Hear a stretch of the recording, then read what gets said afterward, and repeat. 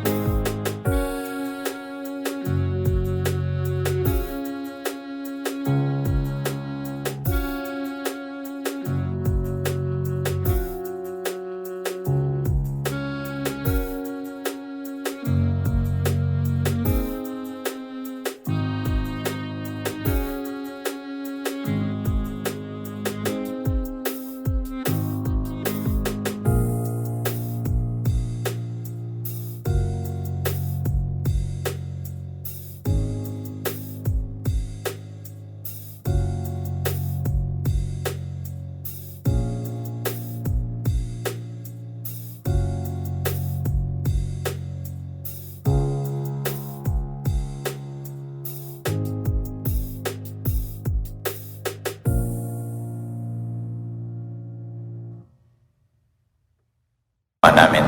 Hinihiling namin, Ama, na kayo po magsalita, mangusap, maging tagapangaral, at nawa ay matungtungan ng inyong paang inyong lingkod at maitaas namin kayo. Dumaloy sa amin ng iyong pagpapala at kami ay maliwanagan ng iyong karunungan. Ilalayo nyo kami sa mga tukso, sa mga pandaraya ng kaaway, maging sa mga gawa ng masasamang tao at masasamang espiritu. Pagpalain mo kami, ang aming mga tahan at mahal sa buhay, at mga iba naming mga alalahanin na hindi namin ngayon naasikaso. Nawa, Panginoon, yung aming mata, ang aming tainga, ang buong puso, maituon sa inyo. At kayo naman, Panginoon, ay magsabog ng biyaya sa aming lahat. Dalangin namin ang lahat ng ito sa pangalan ng aming tagapag-aral, sa pangalan ng aming tagapagligtas at iyong anak na si Jesus. Amen. Ano nga po ba ang mga nagpapabigat ng loob ng tao? At ang lahat po ng ating mga verses na babasahin ay galing sa ang bagong magandang balita, Biblia. Ang mga pampabigat ng loob. Juan 16:33. Sinabi ko ito sa inyo upang kayo magkaroon ng kapayapaan sa pakikipag-isa sa akin. Madaranas kayo ng kapighatian sa mundong ito, ngunit tibayan ninyo ang inyong loob na pagtagumpayan ko na ang sanlibutan. Ang salita po ng Panginoong Hesus ay gusto niya na magkaroon tayo ng kapayapaan sa ating pagiging Kristiyano. Sa pakikipag-isa natin sa Kanya, sa ating espiritualidad, gusto niya kapayapaan ang dulot nito, hindi gulo. Sabi, natural, makakaranas kayo ng mga kapighatian sapagkat kayo nabubuhay sa isang magulo at maruming daigdig. Pero huwag kayo mag-alala, sapagkat natalo ko na, napagtagumpayan ko na ang lahat ng yan. At kung kayo nakikipagkasundo sa akin, nakikipag-isa, ay magkakaroon kayo ng gantimpala na nadadala dahil sa tagumpay na akin ang nakamit para sa inyo. Kung ating gagawing makikita ang sinasabi niya dito sa Juan 16, may ito yon. Ang gusto ng Panginoon, tahimik ang buhay ng tao at magaan. Ano ang mga pampabigat ng loob? Ating iisa-isahin ng ilan at nang makilala natin kung ito'y totoo sa ating buhay at nagpapabigat sa ating kalooban. Una, pagkakasubo o mga kompromiso. Yung bang sabi mo, bakit ba ako naka-oo sa hindi ko dapat oohan? Bakit ko ba natanggap yung imbitasyon? Bakit ko ba nasabing, oo, gagawin ko, samantalang ayoko namang gawin? Bakit nga ba ako napasubo? Yung pagkakasangkot sa talagang di gusto, mabigat yan sa kalooban ng tao. Kung minsan nasangkot tayo dahil nadala lang sa kantsaw, sa pakiusap, o sa pamimilit ng kapwa at panggigipit ng iba.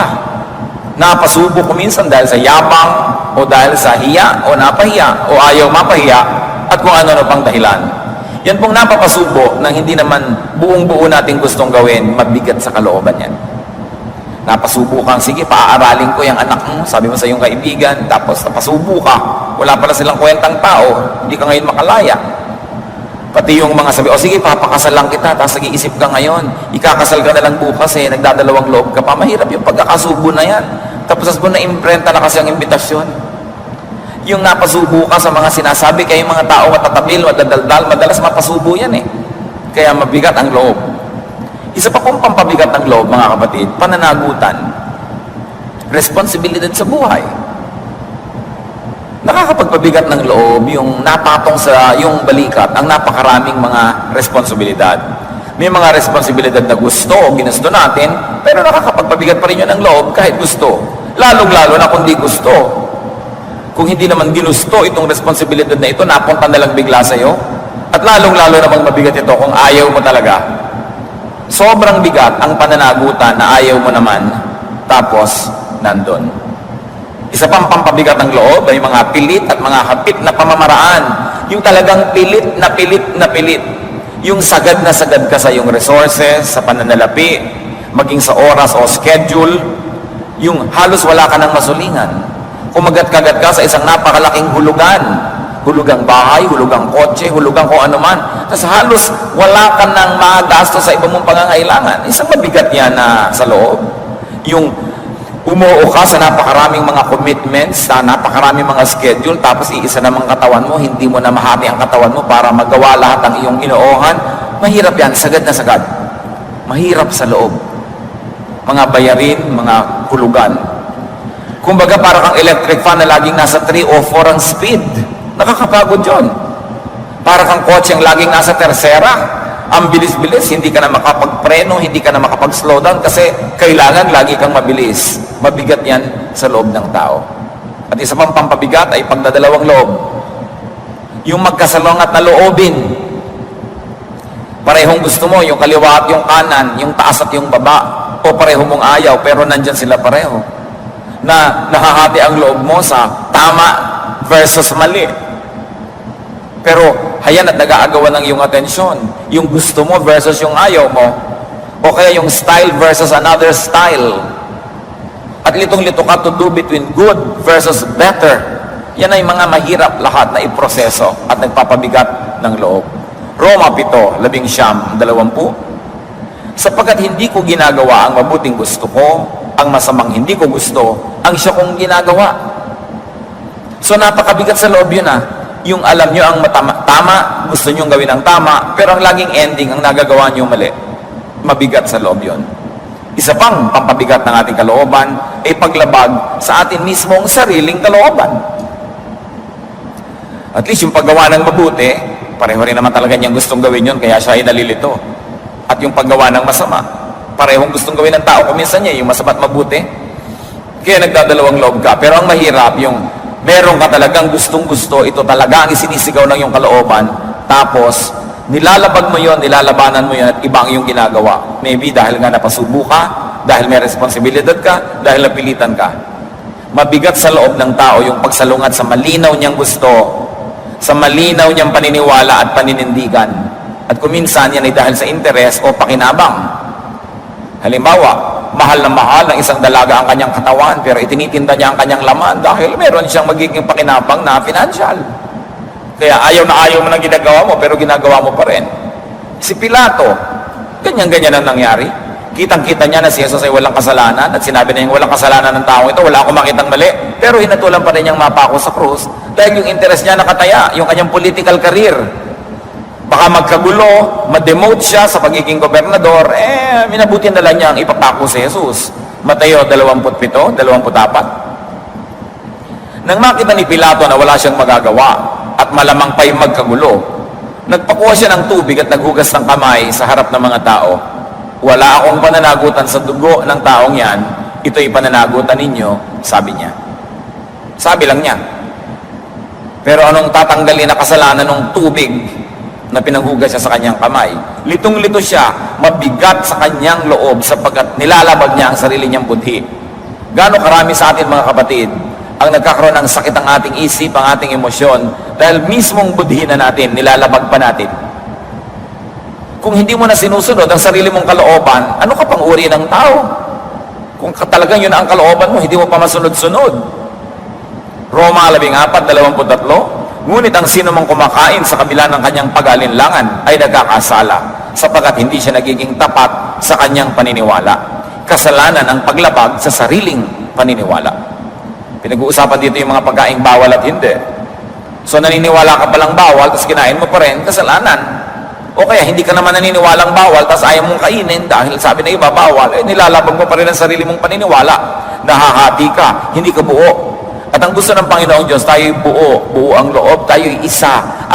Yung tema ng pagiging isa, napakahalaga yan sa Biblia. God puts a lot of premium on the theme of oneness, of unity. Kaya sabi ni Jesus, I and the Father are one, you are one with me, therefore you are one with the Father.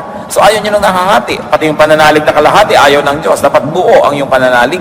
Wala ka daw mapapala kung hati ang iyong pananalig. Mabigat yung hati. Kaya kung ano man ang humahati sa inyong buhay mga kapatid, habang may nalalabi pang panahon, magpasya kayo. Hindi pwedeng hati ang buhay natin lagi. Hati ang pag-ibig, hati here nor there. Sabi nga nila, a rolling stone gathers no moss. Kailangan manahimik ka doon para magkaroon ka ng lumot na tutubo sa iyo kung gusto mong meron, kung ikaw ay bato. Ano po ang mga pampagaan ng loob sa buhay? At muli, pinag-uusapan natin ang lahat ng ito dahil ang kalooban ng Panginoong Jesus, ang kanyang mga anak ay magaan ang loob. Magaan ang pasan. Yan ang blessing na dala niya. Kung Kristo na, bigat-bigat pa rin ang loob mo, may dapat kang gawin kapatid dahil hindi ka nagkakaroon ng benepisyo doon sa gusto ng Panginoong Jesus na maranasan mo sa buhay. Para gumaan ang loob, una, alamin at tiyakin, suriin kung ano ba ang niloloob natin. Ano ba talaga ang ating pinaniniwalaan? Ano ba talaga ang ating ibig? Ano ba ang uunahin sa buhay? Ano ang pagtutuunan ng pansin?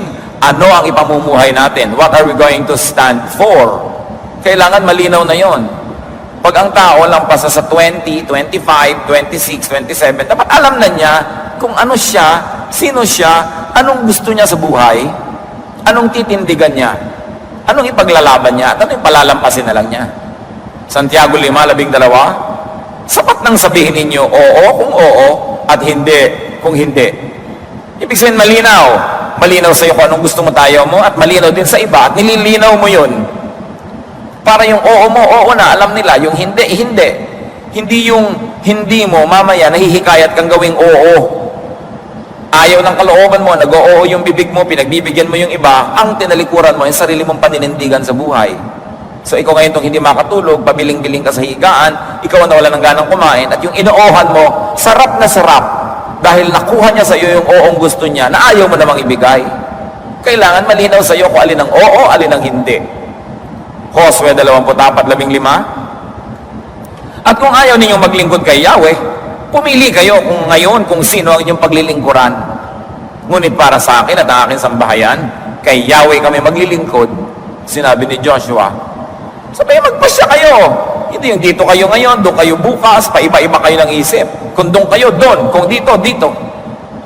Ganon din yung church membership mga kapatid. Kung doon ka, doon ka. Dito ka, dito ka. Kung dito ka, lagay mo na yung loob mo, ipalagay mo na, yakapin mo na buong buo. Hindi yung lagi ka nag-iisip, lagi kang nalilito, buong buhay. Pagulong-gulong ka na lang, wala ka nang kinalagyan. Unang Hari 18:21, lumapit si Elias at sinabi sa taong bayan, hanggang kailan pa kayo mag-aalinlangan? Kung si Yahweh ang tunay na Diyos, siyang sundin ninyo. At kung si Baal naman, kay Baal kayo maglingkod. Okay, sa gitna. Be certain about your will. Be certain about your belief. And stand for it. As a person who stands for nothing will fall for everything. Pag wala kang pinaninindigan, lagi kang matutumba, lagi kang mahuhulog, lagi kang madarapa. Pampagaan ng loob mga kapatid, sundin ang kalooban, lalo na't mabuti. Huwag hatiin ang loob. At At yan kung minsan ang hirap natin mga Pilipino, sobra tayong magandang loob, mababang loob, mapagkawang gawa, mabait, mapagbigay. Maraming beses ang ginagawa natin yung gusto ng iba, hindi yung gusto natin. Kaya ikaw nakakabulutong, ikaw nakakakulugo, ikaw nagkakaroon ng mga sari-saring mga pekas at pantal at mga kung ano-anong allergy. Kasi kalaban mo yung sarili mo. Hindi yung gusto mong nagagawa. Lagi ka nalang sunod-sunuran, mapagbigay.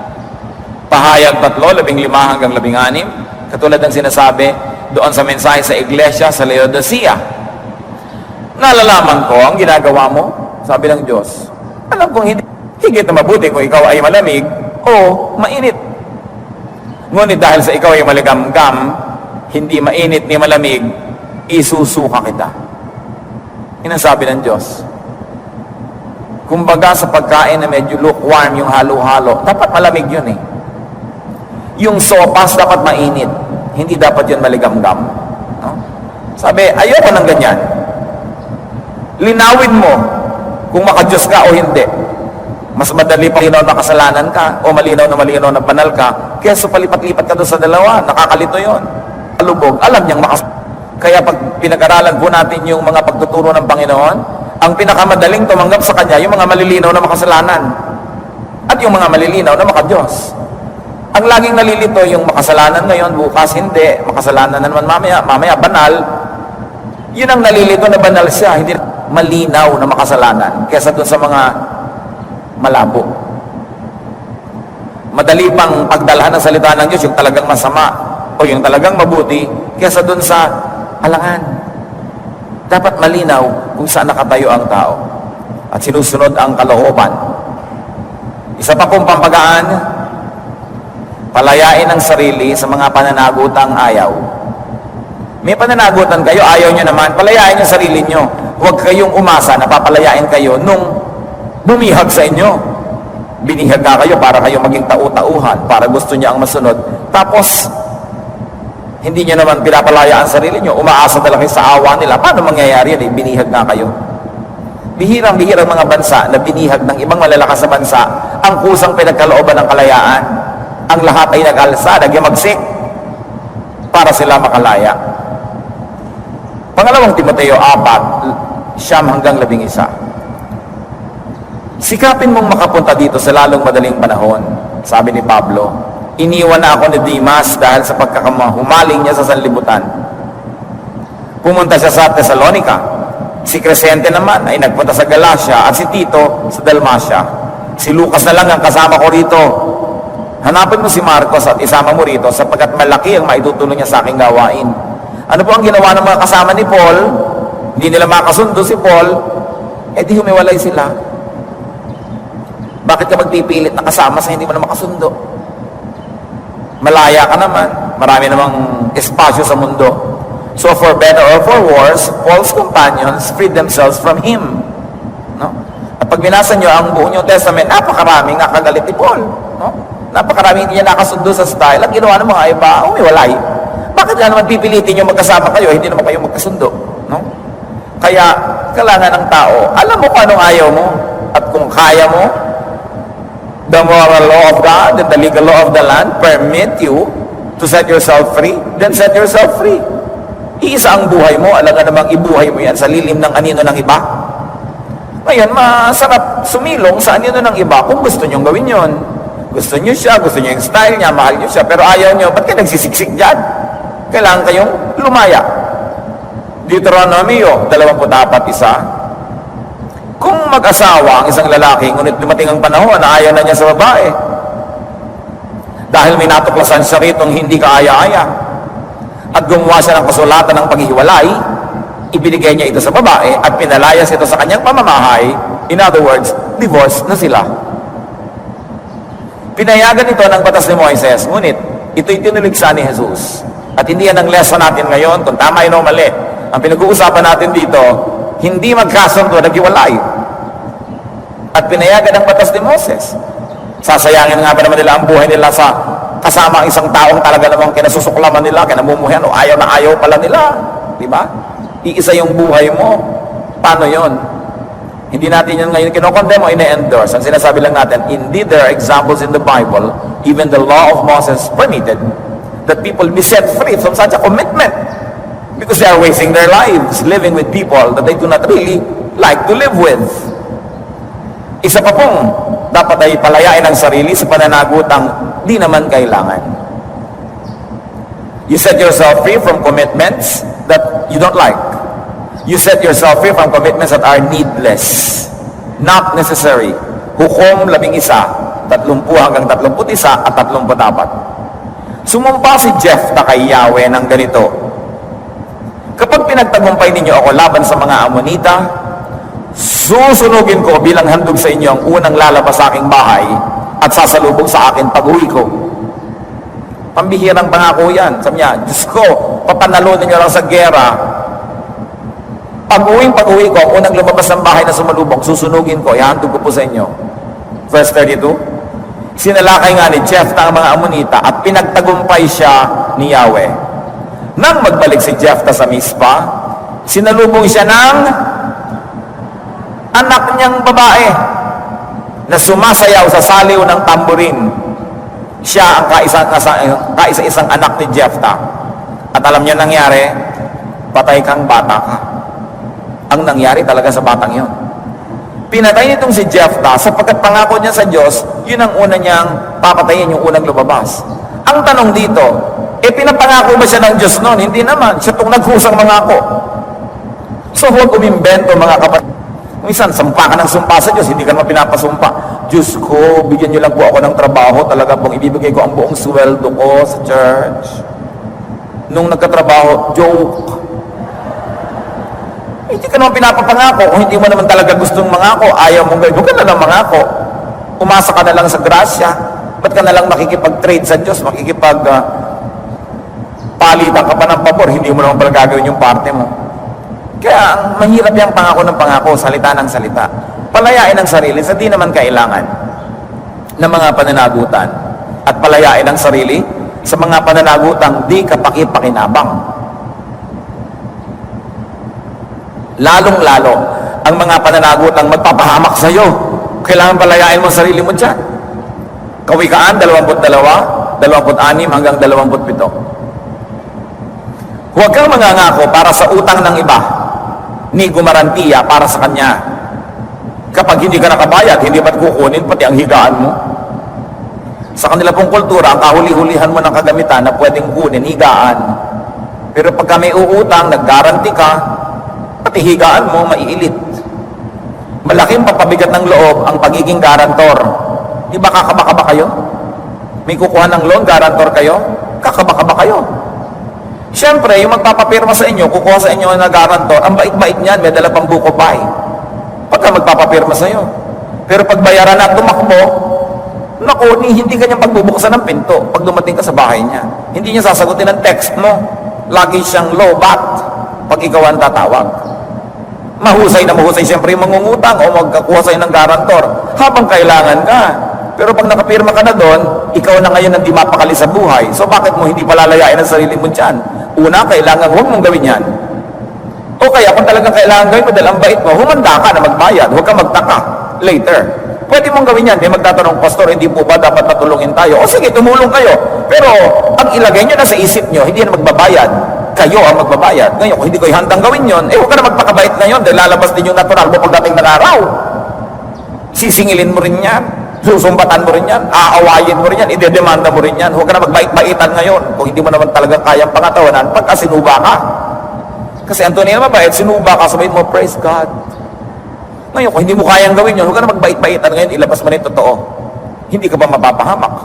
Kawikaan 6, 1 hanggang 5. Aking anak, sa utang ng iba, ikaw ay nananagot? So nagtatanong, sa utang ba ng iba, ikaw ay nananagot? Ikaw ba ay nangako sa utang niya ay nasangkot? Kung gayon ay nasasakop ka ng kanyang pagpapasya. Ngunit ito ang gawin mo nang makaiwas sa problema. Ikaw ay magmadali, sa kanya ay makiusap. Sabihin mong pawalan ka sa napasukan mong bitag. Huwag kang titigil, huwag kang maglulubay, ni huwag kang iidlip hanggang walang kalayaan. Iligtas ang sarili mo, parang usang tumatakas, at tulad niyong ibong sa kulungay umaalpas. Ano sinasabi sa atin ng Proverbs? Kung napasubo ka, nag-guarantee ka na, ngayon mo lang nakita tong verse na to. Bible study ka ng Bible study, di mo to nabasa. Diba? Sabi, gawin mo ito. Bago siya mag 1, 2, 3, bawiin mo ang usapan. Kung naging guarantor ka sa iba, bawiin mo yan. Gawin mo ang magagawa. Huwag kang magpahinga. Huwag kang matulog. Gawin mo yan. Dahil pag hindi mo ginawa yan, hindi ka rin makakapagpahinga, hindi ka rin makakatulog dahil napahamak ka. So, gawin mo na ngayon. Kailangan din mga kapatid, palayain ang sarili sa mga tao, sa mga sitwasyon at mga kalagayang pampabigat sa iyo. Mga taong mapaniil, mapangalipin, people who consume you. You must set yourself free from people who consume you. People who consume your time, people who consume your talent and your treasure, and you know that they are leeches just sucking your blood. Kailangan, huwag kang magmaang-maangan at palayain mo ang iyong sarili dyan. You know, there are people who consume us. Laging hindi mo gusto ang nasusunod, gusto niya. Kakain kayo, yung gusto niyang kakainin nyo, hindi yung gusto mo. Mamamasyal kayo, yung gusto niyang pasyalan ang pupuntahan nyo, yung hindi yung gusto mo. Hindi bali sana, kung lagi siyang gumagastos, edi makiayong ka na lang. No? Dahil siya naman pala itong gumagastos. Ganun talaga yung nalilibre. No? Kung ang gusto niya halo-halo, kahit namamalat ka, kain ka naman ng halo-halo. Libre naman eh. Kaya kung gusto mong may kalayaan ka, huwag ka nagpapalibre. Alam niyo yung mahilig sa libre, yan ang nawawalan ng kalayaan, yan ang nabubuhay sa anino ng iba. Nawawalan ng sariling anino. Pero gusto mong maging malaya, pwede yon. Sa katunayan, yun ang mensahe ng New Testament, kalayaan. Galatia 5:1, malaya na tayo dahil pinalaya tayo ni Kristo. Kaya magpakatatag kayo at huwag nang paalipin pang muli. Paalipin saan? Sa kasalanan. At kung i-stretch natin yung application, paalipin din sa kapwa-tao dahil isa na lang ang Lord, si Jesus. Bakit ka papaalipin sa iba? Pero pag naghahangad ka lagi sa kayamanan ng iba, magiging alipin ka. Kaya yun pong walang paghahangad sa kayamanan ng iba, kahit siya mahirap, hindi siya alipin. Dahil hindi ka slave of your desire. Juan 8:3, dumating noon ang mga tagapagturo ng kautusan at mga Pariseyo na may dalang isang babaeng nahuli sa pangangalon niya. Iniharap ito sa karamihan at sa katunayan ay gustong batuhin hanggang mamatay. Bagamat hindi natin sasabing tama, mabuti yung pangangalo niya, ang point, yan ang napala ng babaeng sumali sa sekta na yon. Yan ang napala niya nang sumali sa kongregasyon o relihiyon na malapulis. Nung siya ay nagta-tithe and offering, sister. Nung siya ay nagvo-volunteer work, sister. Nung nagkasala siya, gustong batuhin. Gustong itiwalag. Yan ang napala mo, sumali ka sa ganyang sekta. Mabuti lang sila sa'yo habang ikaw ay holy-holy. Pag nadapa ka, ay tatapakan ka, papatayin ka, problema mo yan. Especially if you're in a free country, why subject yourself to such oppression? So pinipili mo rin kung saan ka sumasali. Ba't ka sasali dun sa nakangiti lang sila sa'yo habang mabuti ka't malinis at pag nadapa ka nagkamali, kakarnihin ka nila. Bakit mo pipiliin ang ganung uri ng grupo? Nasa sa'yo yan. No? Isang dakilang pampagaan sa buhay, mga kapatid, tanggapin ang di talaga kayang baguhin. Napakarami natin pinag-usapan kanina pa. Baguhin ang dapat baguhin, palayain ang sarili, bawiin ang mga pangako habang hindi ka napapako pa, bawiin mo yan, palayain ang sarili. Pero may mga bagay na at least for the meantime and for the time being, you cannot change. You can only have comfort if you would accept them as a part of your reality at the present time. May mga bagay na hindi natin kayang baguhin ngayon, maaaring mabago bukas sa darating na panahon, pero hindi pa pwede.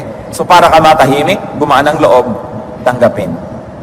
Baguhin ang pwedeng baguhin at tanggapin ang talagang hindi pwedeng baguhin sa oras na ito.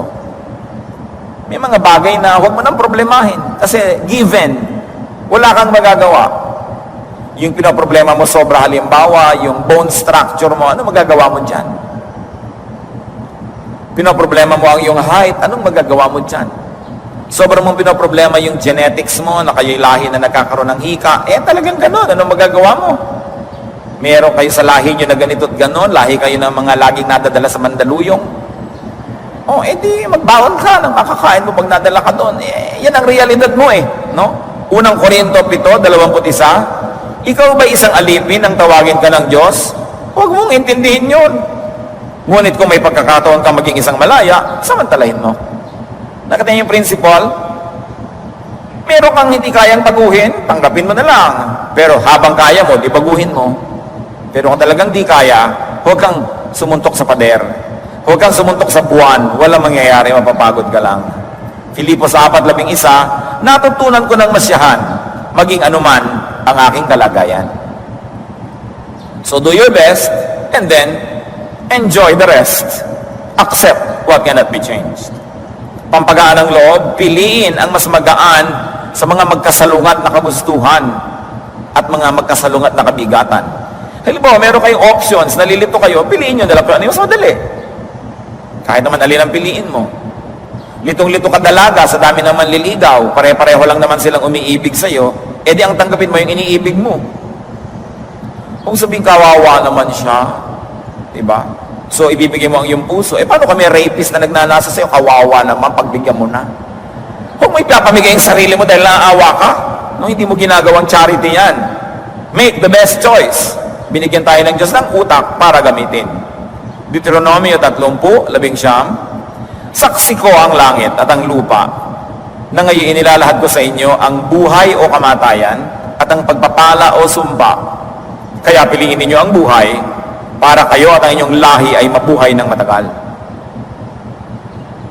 So what was being offered to the people? Good or bad? Life or death? Sabi, pumili kayong mabuti. Life is a matter of pasya ko sa sarili, ako'y maging masunurin. Sa batas mo, ang pansin ko ay doon ko ibabaling. Ito isang pasya. Magpapasya ka maging makadiyos o makademonyo. Totoo, mahirap maging mabuti, pero mahirap din namang maging masama eh. Pareho lang mahirap yan, dito ka na sa mabuti. Pag pareho lang mahirap, ang gawin niyong mabuti, huwag nang malito pa. Filipos 1:23-24. Sabi ni Pablo, may pagtatalo sa loob ko. Gusto ko nang pumanaw sa mundong ito upang makapiling ni Kristo, sapagkat ito ang lalong mabuti para sa akin. Ngunit alang-alang sa inyo, mas kailangan pang manatili ako sa buhay na ito. So sabi niya, mamatay ako, gusto ko na, kasama ko na ang Diyos. Pero kailangan nyo pa ako, so mabubuhay pa ako dito para sa inyo. So these are choices, no? At pampaganang loob, number 5, mas gawin ang magaan sa loob. Mas magawin ang nagpapagaan ng loob. Anong ibig natin sabihin, mga kapatid? Araw-araw, pipili ka kung magiging malungkot ka o masaya. Kung magiging mahigpit ka o mapagbigay, pipili ka upang maging mabuti ka o masama. Ang piliin mo, yung mas magpapagaan ng buhay. Yung mas magpapasarap ng buhay. At sabi ng mga ngaral, siyam. Magpakaligaya ka sa piling ng babae yung minamahal habang ikay nabubuhay sa mundong ito, sapagkat iyon ang iyong bahagi at bunga ng iyong pinagpaguran sa maikling buhay na ito. So may choice ka, magpakaligaya ka sa piling ng iyong asawa. Pwede ka rin naman makipagpaligaya sa piling ng iyong kulasisi. Pero hati ka, diba? Katulad yan, malapit na naman ang Valentine's Day, o may post-Valentine, may pre-Valentine date ka, may pang February 11. Ngayon, kung January 31, ka-date ka na, ang layo mo naman sa tunay na petsa, siguro number 7 ka lang. So, bakit mo ibibigay ang buong buhay mo sa isang taong kalahati lang niya ang binibigay sa'yo? Di ka malugi nun. Kung 1/4 lang niya. So, kailangan ng tao, kanya ring pinagtatagumpayan ng kanyang emosyon. Hulog na kasi ang loob ko. Hulog na ang loob ko nung malaman kong 7 na pala ang asawa niya. Kaya pwede na sa akin ikawalo. Nahulog pala yung loob mo, di umahon ka. Di ba? Bumangon ka, sa tulog ng Diyos, makakaahon ka dyan. Huwag mong ibigay ang buong buhay mo sa taong hindi ka naman niya nasusuklian ng buong buhay din niya. Lugi ka. Lagi ka na lang na ang Pasko mo sa 3 Kings, wala na sa kalendaryo yung 3 Kings ngayon. Di ba? Lagi ka na lang pang bisperas. So, paano yun? Lugi ka. Mga ngaral 3:12, alam kong walang pinakamabuti sa tao kundi magpakaligaya at gawin ang pinakamabuti habang siya'y nabubuhay. Mabuti naman magkasunod na sinabing magpakaligaya at magpakabuti. Kasi ibig sabihin, pwera yung pagpapakaligaya sa hindi mabuti. Pero sabi niya, basta mabuti o basta hindi masama, magpakaligaya ka. Sasandali ang buhay mo, maglulungkot-lungkot ka pa. Ang daming sine, 1, 2, 3, 4, doon ka papapasok sa iyakan. Uuwi ka, mabigat ang loob mo, namumugto ang mata mo matapos mo magbayad. Pinili mo maging malungkot. Problema mo yan. Ang dami-daming panonoorin mo, may horror, doon ka pa sa horror pumasok. Tumaas ang presyon mo, nagka-heart attack ka pa, takot na takot ka, nasa bahay ka na, nakikita mo pa yung anino nung nasa sine. Ba't ka nagbayad? Ba't mo pinapahirapan ang sarili mo? Choice mo yan. Sabi, ang iksi ng buhay ko, konti ang panahon, tuwing may choice ka, ang gawin mo yung masaya.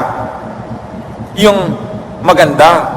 Pupunta ka sa kasalang may kasal dahil uso sa mga nagpapauso, nakaitim ka pa. Ang dami-daming kulay sa mundo, nakaitim ka sa kasal. May mga ganon, walang konsiderasyon, no? Kung mabagay sa kanila, gusto sila i-display ang maputi nilang kutis, para silang chessboard, black and white yung kanilang balat at yung damit. Wala silang pakialam sa pinuntahan nilang okasyon.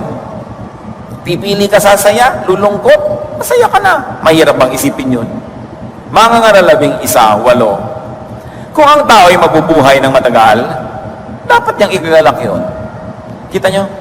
Kung ang tao ay mabubuhay ng matagal, ibig sabihin, magkakaroon ng maraming birthdays, dapat niyang ikagalak yun. Ngayon, nagbe-birthday ka, tinatago mo yung edad mo. Ilang taon na po kayo? 35. Parang sinabi mo, Diyos ko, patayin mo na ako habang bata pa ako para hindi ko kailangan magsinungaling tungkol sa edad ko kung tumatanda akong buhay pa. Sabi, ikagalak mo yan, ipagsigaw na sa buong mundo, 75 na ako, 65, buhay pa. Yung iba nga, fetus pa lang, namatay na eh. Tapos itatago mo yung edad, ano yun? Ikagalak mo yung buhay mo, sabi ganon. Yung, hi, buhay. Ba't kayo bumubuntong hininga at buhay pa kayo? Di ba dapat ipasalamat yan? Ngunit, sabi, alalahanin niyang ang darating na panahon ng kadiliman ay mas mahaba. Anong sinasabi dito mga kapatid? By virtue of statistics and by virtue of realities in life, there will be longer times of sorrow in life than happiness. So, anong sinasabi dito? Sa mga panahon na masaya ka at pwede kang maging masaya, samantalahin mo yun, magpakasaya ka. Dahil kahit ayaw mo, may darating na malungkot na panahon. Pag dumating na lang yun, di mo na maiwasan at di mo mabago, doon ka na lang magpakalungkot. Pero habang pwede mong pasayahin mo. Kasi konti yung mga kasiyahan. Kaya pagaanin ang lahat ng pwedeng pagaanin, paligayahin ang lahat ng pwedeng paligayahin. Kung mabigat ang loob, madalas may alagang lihim, may alagang kasalanan, may alagang atraso. Malakas magpabigat ng loob yung alaga mong atraso. Kaya ang sabi sa awit 32, 1-5, mapalad ang taong pinatawad na ang kasalanan. Nang hindi ko pa naihayag ang aking mga sala, ako'y nanghina sa maghapong pagluha. Sa araw at gabi, ako'y iyong pinarusahan. Wala nang natirang lakas sa katawan, parang hamog na natuyo sa init ng tagaraw. Kaya't ang kasalanan ko'y aking inamin. Mga pagkakamali ko'y hindi na inilihim.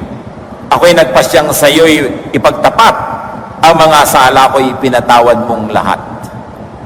Napakalakas magpaginhawa ang pagtatapat, ang paghingi ng tawad, ang pag-amin sa pagkukulang at pagkakasala.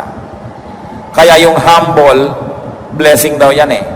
Kasi madali kang umamin ng mali. Di nakakalaya ka. Yung madali kang magsabing sorry, kasi pag sinabi mong sorry, patawarin ka mat hindi, lumuwag ang loob mo.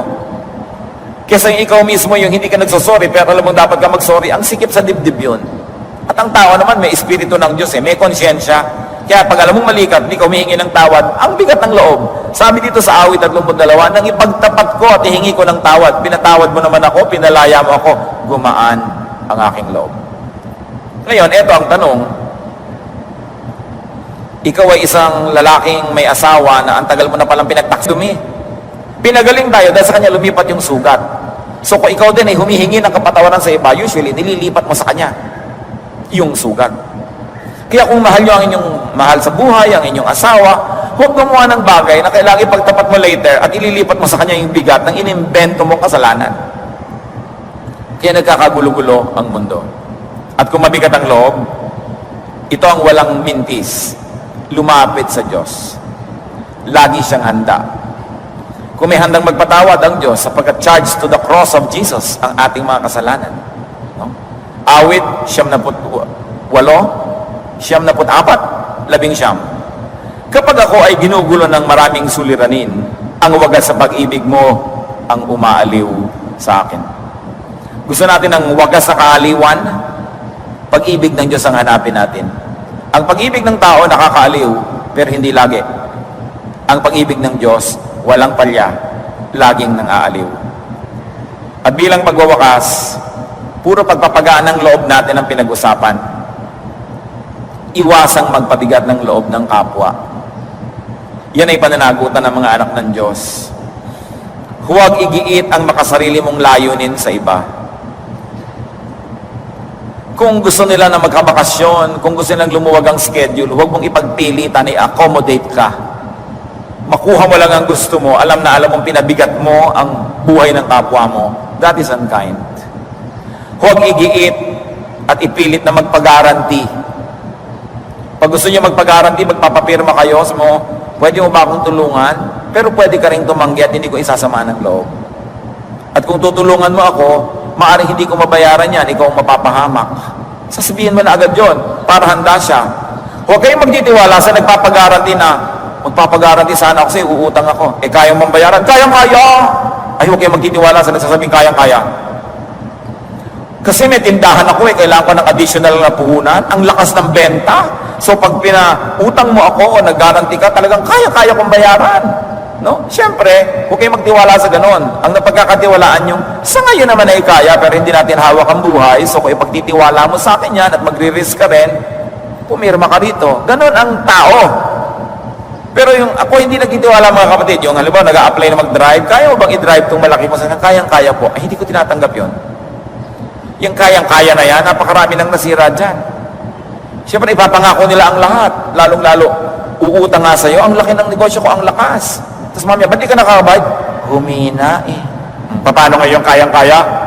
No? Hawak mo ba ang buhay para sabihin mong kayang-kaya yan? No? Huwag magpag-guarantee kung napapansin yung mabigat sa loob ng kapwa. Pasensya na lang kayo. Kesa ilipat nyo yung bigat sa kanya dahil gumaan kayo. Huwag ipasubo ang iba. May mga ganyan kamag-anak eh. Kailangan ko po sana ng libreng volunteer. Yung anak ko, hoy, Tony, kailangan daw ng ninang mo ng gano'n. Ikaw i-assign. Hindi ka naman nagvo-volunteer. Maraming daw niyang kamag-anak, pahamak. Pinangungunahan ka, bino-volunteer ka. Kailangan ko po sana ng mauutang. Ay, yung anak ko, nasa Saudi yung asawa nun. Halika nga dito, Ana, ang pinsan mo, kailangan umutang. Nakialam na yung nanay mo. Para bida siya, no? Bida siya, pero ikaw yung napahamak, no? Huwag hatiin ang loob ng kapwa. Igalang natin yung will ng kapwa. Kahit sa bata, kahit sa matanda, may pera siya at wala, nilikha siya sa wangis ng Diyos, may sariling kalooban, huwag mo yung yapakan. Huwag mong tatanggalan ng anino ang tao. Kailangan meron siyang sariling kalooban. Palayain ang kapwa sa bigat na nagmula sa iyo. At kung kayo ngayon ay nagkaroon ng kaliwanagan mga kapatid at kayo nagpag-guarantee sa iba, naisip niyo siguro kinakabahan sila ngayon. Pwede kayong pumunta o gusto mong babuhin yung guarantee mo. Mag-volunteer na kayo. Para ano pa nadinig nyo lahat ang ito? Kung sasayangin nyo lang dahil yun ang selfish motive and interest ninyo. Diba? Kailangan magpagaan tayo ng kapwa. Kung alam nyo na nakakabigat tayo, magpagaan tayo.